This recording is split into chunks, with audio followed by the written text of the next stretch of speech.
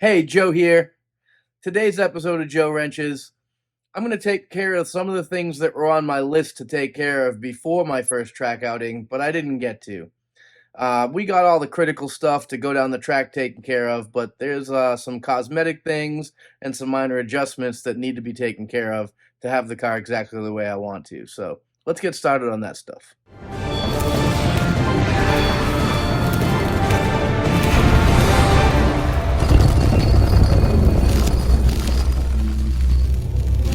I started looking into installing my fire system, mounting the bottle, things like that.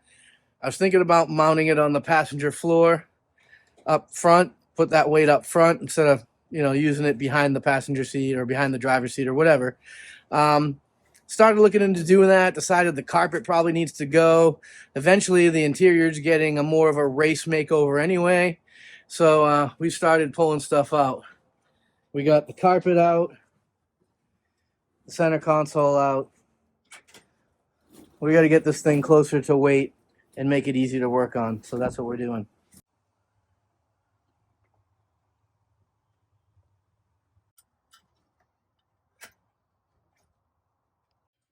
Started unraveling this aluminum hose for the fire kit, the fire system, and ended up just deciding to do it with AN. Instead of flaring it and putting an AN fitting on a hard line, this is much easier, and I had this stuff laying around.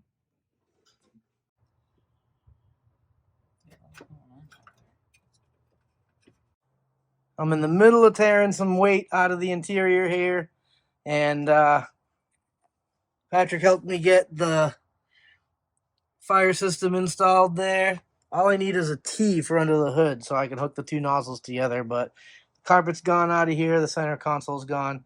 I'll be putting these dash pieces back in. I just haven't got to it yet, but we're cleaning things up.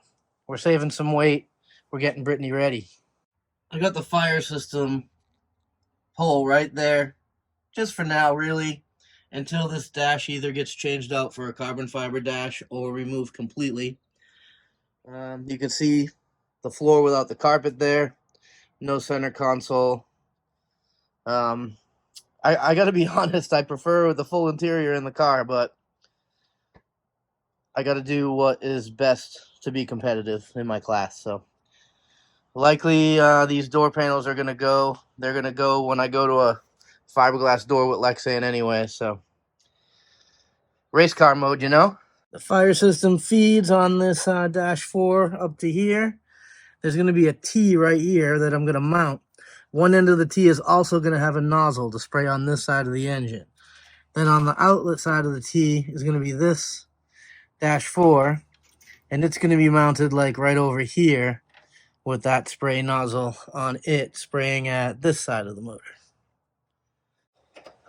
We're under here working on the rear axle. I had this rear axle modified in a way where I can lengthen the wheelbase by extending these trailing arms. It's probably kind of hard to see there, but if I go down under here, you can see that rod end is installed in there, and it's installed in a way where I have 1 inch more than factory wheelbase right now, but I'm going to spin that out and get 1 more inch. That way I should be at least the old limit was 2 inches. I think it's 3 now, but I don't think I can go that far. Let's see what happens. All right, that's extended out about an extra inch. We're going to go ahead and bolt these back up into their pockets.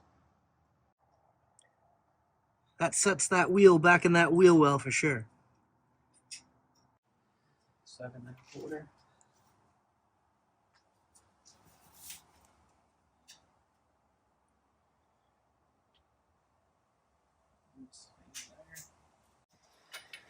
Back here, I have a wheel speed sensor, that cherry sensor down there, and it's just measuring the wheel studs as they go by.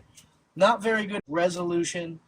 So what we're going to do is we're going to change that out for an ABS sensor that just bolts on the back side of this hub and will give me better resolution. I'll just have to change this bracket up and aim that sensor correctly, but that should work a lot better for rear wheel speed. Changed out this, had a straight fitting on it, trying to make room for this radiator cap, but it was hitting the hood right here, so we went with another 45 like that one here.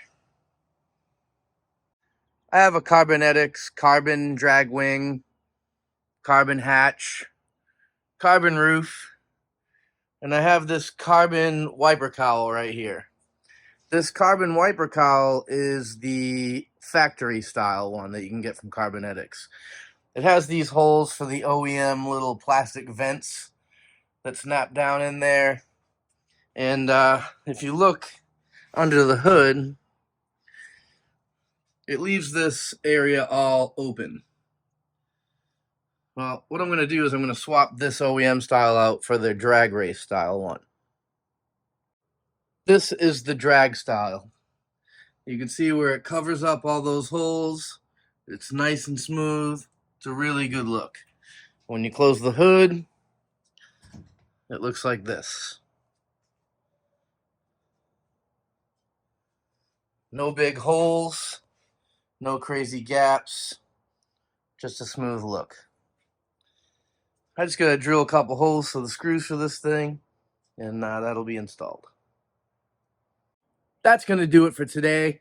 Thanks for coming to my channel and watching. Make sure you like, subscribe, leave me a comment. I'd love to interact with you guys some more. And make sure you come back for the next video where I'll finish up some of the last things that need to be done here, as well as get that new turbo installed and prepare to get out to the track again. So with that, I want to say if you got a car out in your garage right now, needs some work done to it, I suggest you get out there and put cheese on it.